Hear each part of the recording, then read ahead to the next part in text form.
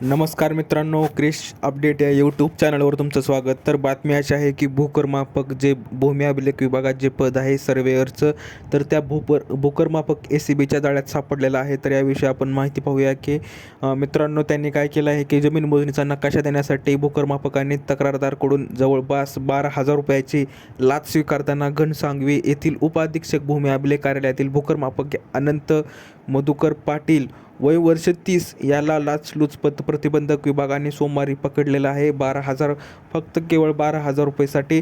आणि घनसावंगी फाटा येथील एका हॉटेलमध्ये ही कारवाई करण्यात आली. आणि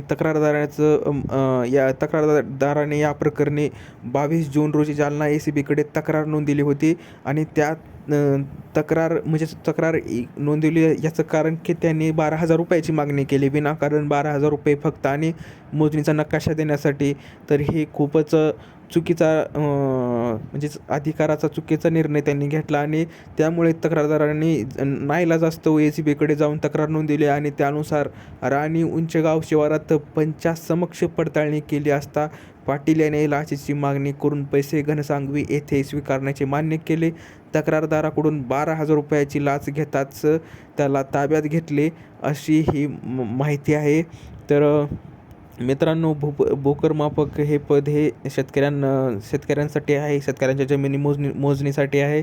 आणि ते अशाच भूकरमापकांना हा असा 12,000 रुपयासाठी शेतकऱ्यांकडे किंवा तक्रारदाराकडे मागणी केली आहे.